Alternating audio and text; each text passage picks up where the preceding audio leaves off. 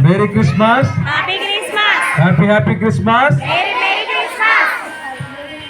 I am very happy to be here in the Holy Cross School. I thank the management for inviting me. ఇది ఒక ఆనందకరమైనటువంటి దినం. It is a joyful day. ఎందుకు joyful day అంటే ఇక్కడ మనం ఒక వాక్యం రాశాం. To you is born this day in the city of David a saviour. Who has born? Who has born? Savior. Who is the Savior? Jesus. Very good. The one who saves us is called Savior. For example, you went for swimming. Swimming వెళ్ళారు, స్నానం చేద్దామని నదిలో దిగారు. బాగా water వచ్చేస్తుంది. మీ పక్కన ఎవరో పెద్ద ఆయన నుంచున్నారు. వాటర్ ప్రవాహాన్ని కొట్టుకుపోతున్నప్పుడు పెద్ద ఆయన్ని పట్టుకున్నప్పుడు ఏమంటావు ఆయన్ని? నన్ను సేవ్ చేసాడని చెప్తావు. అవునా? Praise the Lord. This is what saviour అంటే. ఎవరైతే పడిపోతున్నారో అంటే వాటర్లో కొట్టుకుపోతున్న ఆయన సేవ్ చేశాడు కాబట్టి సేవియర్ అన్నాం. మరి ఇప్పుడు జీసస్ ఎలా సేవియర్ అయ్యాడు? ఆయన పుట్టిన వల్ల మనకి హ్యాపీనెస్ ఎలా వచ్చింది? అందరూ కూడా joy to the world song పాడాం కదా.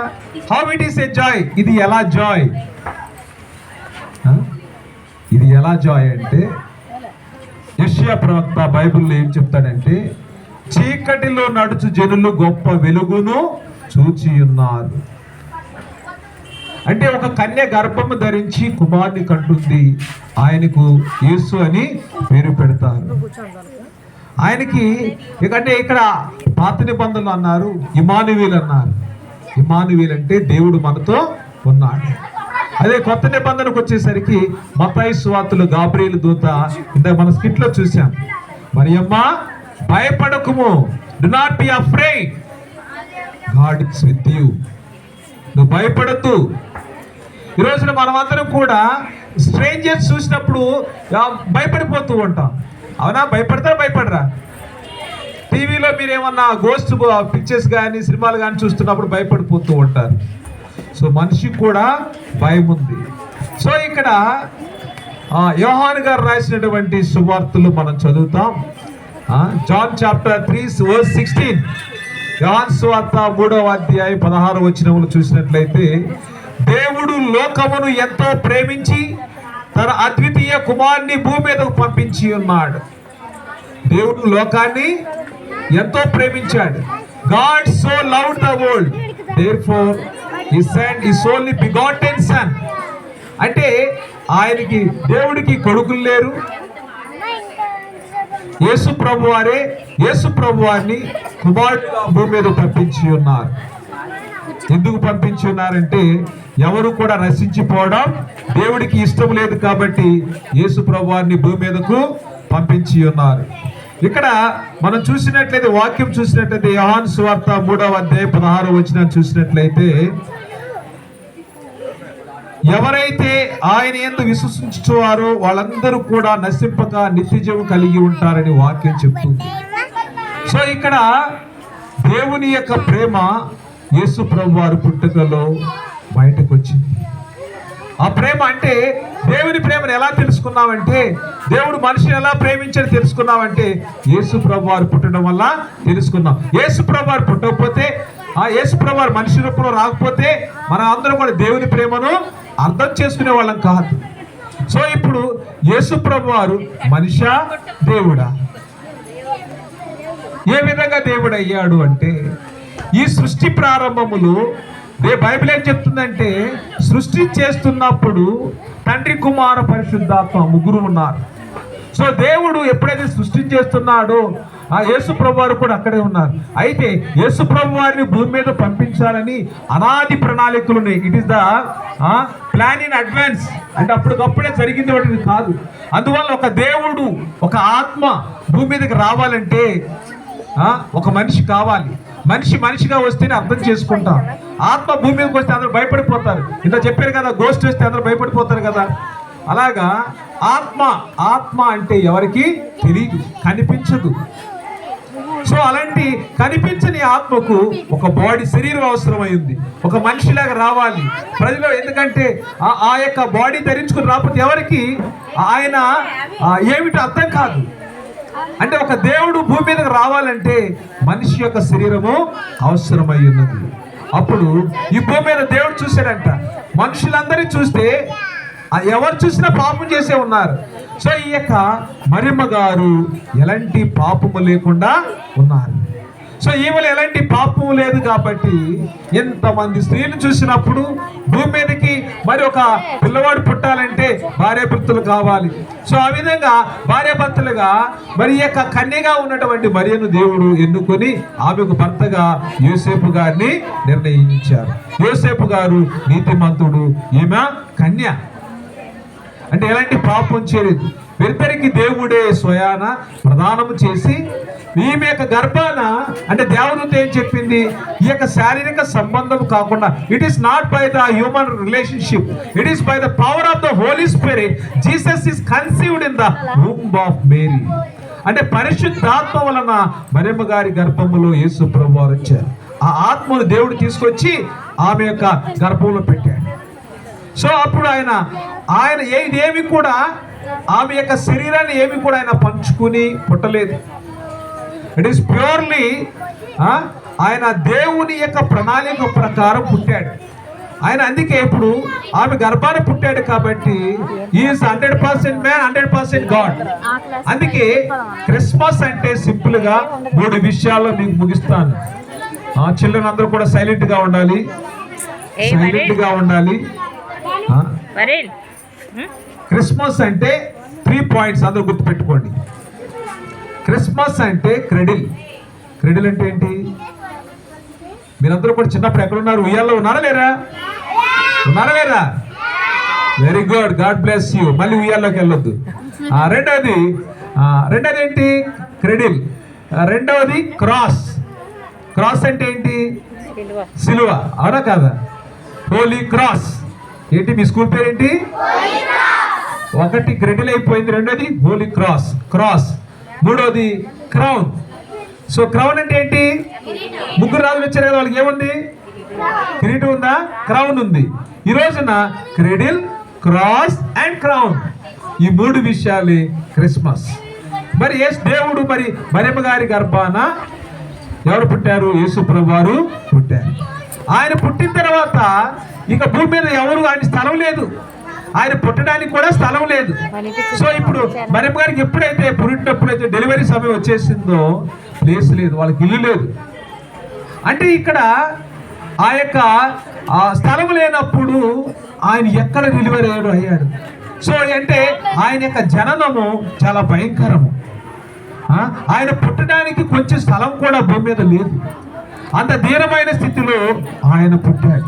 పుట్టినప్పుడు ఆయన్ని ఎక్కడో చోట చలి లేకుండా ఉంచాలి కాబట్టి సత్రములో పశుశాలలో ఆయన తీసుకెళ్లి పడుకోబెట్టారు. అక్కడ పశువులున్నాయి, ఆయన పడుకుంటే పశువులున్నాయి. అదంతా కూడా మంచి బ్యాడ్ స్మెల్ వస్తుంది. అయినా కానీ ఆయన యొక్క పరిస్థితి ఇక అసలు మనమందరం కూడా చాలా మంది ఎక్కడ పుట్టారు? హాస్పిటల్లో పుట్టారు. అవునా కదా? ఈ రోజుల్లో మ్యాక్సిమం 99% పిల్లలందరూ కూడా ఎక్కడ పుడుతున్నారు? హాస్పిటల్లో పుడతారు. సో మరి ఆయన అయితే ఎక్కడ? ఇక పశువుల యొక్క శాలలో ఆయన ఉంచారు పుట్టిన తర్వాత. అంటే ఎంత బాధకరం చూడండి. ఆయన తన్ను తాను తగ్గించుకున్నాడు. He humbled himself. అందుకే మీరు భారం చేత అలసి సొలసి ఉన్న జిల్లారా నా ఎద్దుకు రండి అన్న. నేను సాత్వికుడను. సో మీకు సమాధానం ఇస్తాను, మీ భారాన్ని తీసివేస్తాను, నా ఎద్దుకు రండి అన్నారు యేసు ప్రభువారు. ఆయన భూమి మీదకి వచ్చి ఎందుకు భూమి మీదకి వచ్చాడంటే యేసు ప్రభువారు ఈ రోజున భూమి మీదకి రావాల్సిన అవసరం ఉందా లేదా? ఎందుకు రావాలి? ఇందాక ఎవరో మెమరీ వస్తూ చెప్పారు. యేసు ప్రభువారు భూమి మీదకి ఎందుకు వచ్చారు? పాపులను రక్షించడానికి భూమి మీదకి వచ్చారు. యేసు ప్రభువారు భూమి మీదకి ఎందుకు వచ్చారు? పాపులను రక్షించ. అంటే ఇక్కడ అనుకుంటాం, ఏమంటామంటే నేనే తప్పు చేయలేదు, ఏమీ చేయలేదు అనుకుంటూ ఉంటాం. అబద్ధాలు ఆడతారు, దొంగతనాలు చేస్తారు, బూతు మాటలు మాట్లాడతారు, మర్డర్లు చేస్తారు. ఇవన్నీ కూడా పాపమా కదా? పాపమేనా? సో మరి పాపం చేయొచ్చా చేయకూడదా? స్కూల్లో బ్యాడ్ వర్డ్స్ యూజ్ చేయొచ్చా? మరి బ్యాడ్ వర్డ్స్ యూజ్ చేస్తే పనిష్మెంట్ ఉందా లేదా? వెరీ గుడ్, మీరు చాలా చక్కగా సమాధానం చెప్తున్నారు. మీ టీచర్లు బాగా ట్రైనింగ్ ఇస్తారు. మీ గాడ్ బ్లెస్ యూ. అంటే ఇక్కడ డిసిప్లిన్ ఉండాలి, సో మనుషులకి ఏం లేదంట, వాళ్ళు పెద్దోళ్ళు అయిన తర్వాత డిసిప్లిన్ లేదంట. డిసిప్లిన్ లేకపోతే దేవుడు కూడా వీళ్ళకి డిసిప్లిన్ ఇవ్వాలని వాళ్ళకి నేర్పించడం కోసం భూమి మీదకి వచ్చాడు. పాపులను రక్షించడం కోసం దేవుడు భూమి మీదకి వచ్చాడు. మనందరూ ఎవరు చేశారు? దేవుడు. Very good, wonderful answer. మనందరి దేవుడు సృష్టించాడు. దేవుడు సృష్టిస్తే మరి ఎవరన్నా పాడైపోవడం దేవుడికి ఇష్టమా? ఎవరన్నా నాశనం అయిపోవడం దేవుడికి ఇష్టమా? అందరూ పైకి రావాలని కోరుకుంటారా, పాడైపోవడం కోరుకుంటారు? దేవుడు అందరూ బాగా డెవలప్ అవ్వాలి, బాగా ఉండాలి, సంతోషంగా ఉండాలి, హ్యాపీగా ఉండాలి అందరూ కోరుకుంటాడు దేవుడు. అవునా కదా? దేవుడికి పార్షియాలిటీ ఉండదు. అంతేగాని నిన్ను ఫస్ట్ ర్యాంక్ ఇచ్చి నీకు లాస్ట్ ర్యాంక్ ఎవరు? నువ్వు లాస్ట్ ర్యాంక్ వస్తున్నావంటే నువ్వు చదవట్లేదు, నువ్వు ఫస్ట్ ర్యాంక్ వస్తుందంటే నువ్వు చదువుతున్నావు. దేవుడు అందరికీ తెలివితేటలు ఇచ్చాడు. అంతేగాని ఆ మాస్టర్ నాకు తెలివితేటలు తక్కువగా ఇచ్చాడని దేవుడు అని ఎవరు అడుగుతారా? మరి ఈరోజు మీ డబ్బులు లేవంటే కారణం ఎవరు? మీ అమ్మా నాన్న. వాళ్ళు పని చేయరు, అర్థమైందా? వాళ్ళు పని చేయరు, వాళ్ళ అమ్మా నాన్న పని చేయలేదు కాబట్టి వాళ్ళు పేదోళ్ళు అయ్యారు. అవునా? మీ అమ్మా నాన్న పేదోళ్ళు అయ్యారంటే వాళ్ళ అమ్మా నాన్న పని చేయరు, వాళ్ళ అమ్మా నాన్న పని చేయలేదు. ఆ విధంగా అంటే ఇక్కడ దేవుడికి అది ఇష్టం లేదు. ఏది ఇష్టం లేదు? ఎవరు లేజీగా ఉండటం, ఎవరు వాళ్ళ జీవితాన్ని పాడు చేసుకోవటం దేవుడికి ఇష్టం లేదు. కాబట్టి యేసు ప్రభువుని భూమి మీద పంపించారు.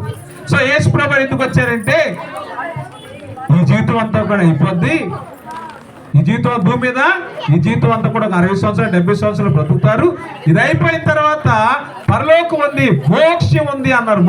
మోక్షానికి మార్గం చూపించడానికి ఎవరు వచ్చారు? యేసు ప్రభు వారు వచ్చారు. యేసు ప్రభు వారు వచ్చి మీరందరూ కూడా ఒకరినొకరు ద్వేషించుకోవద్దు, తిట్టుకోవద్దు, అసూయపడద్దు, అందరినీ కూడా ప్రేమించమన్నారు. ఏమని చెప్పారు? యేసు ప్రభు వారు వచ్చి అందరినీ ఎలా ప్రేమించమన్నారంటే జాగ్రత్తగా వినాలి. ఇప్పుడు చాలా ఇంపార్టెంట్ వాక్యం చెప్తున్నాను. యేసు ప్రభు వారు ఎలా ప్రేమించమన్నారంటే నువ్వు ఎంత అందంగా ఉండాలనుకుంటావు, అర్థమైందా? నువ్వు తప్ప ఇంకెవరు అందంగా ఉండాలనుకో. అవునా కదా? నువ్వే ఫస్ట్ రావాలనుకుంటావు. నిన్ను నువ్వు ఏ విధంగా ఫస్ట్ రావాలనుకుంటావో, నిన్ను నువ్వు ఏ విధంగా ప్రేమించుకుంటావో అదే విధంగా నీ పక్కన వాళ్ళని కూడా ప్రేమించమన్నాడు. అర్థమైందా? ఇప్పుడు ఆయన ఏమని చెప్పాడు? వచ్చి అందరూ కూడా ప్రేమ కలిగి, శాంతి కలిగి, సమాధానం కలిగి జీవించండి అన్నాడు. సో ఆయన యొక్క అంటే ఇప్పుడు ఎందుకు వచ్చిన యేసు ప్రభు వారు? ఇప్పుడు చూడండి, చాలా మంది అంటాడు మేము మా ఇంట్లో మా బ్రదర్స్ ఉన్నారు, సిస్టర్స్ ఉన్నారు అంటారు. వాళ్ళ అన్నయ్య అంటే ఆయన కోపం, వాళ్ళ అన్నయ్య అంటే ద్వేషం, వాళ్ళ అక్క అంటే ద్వేషం. బైబిల్ ఏం చెప్పుద్దంటే మీ అన్నను కానీ చెల్లిని కానీ ఎవరన్నా ద్వేషించావా నువ్వు నరహత్య చేస్తున్నావు, అంటే మర్డర్ చేస్తున్నావు. ఎవరన్నా ద్వేషించవచ్చా? ఎవరిని ద్వేషించకూడదు. నో హేట్రేడ్, ఎవరిని ద్వేషించకూడదు. ద్వేషించావా నువ్వు మర్డర్ చేస్తున్నట్టే. సో ఆయన మన ఏమని చెప్పాడు? ఎవరిని ద్వేషించొద్దు, అందరినీ ప్రేమించమన్నారు. సో ఇప్పుడు స్కూల్లో ఎవరికన్నా ఎవరితో కోపడచ్చా? మనం ఎవరంటే ఇష్టం లేకుండా ఉండొచ్చా? మరి నీ బిస్కెట్లు లేదని చాక్లెట్ నీ పక్కన నువ్వు మాట్లాడుతావు, మా చెట్టు కొట్టేస్తున్నావా? అవునా? పీస్ అంటున్నారు కదా, తప్పు, అది చేయకూడదు. చిన్నప్పుడు ఆయన పనులు చేయకూడదు.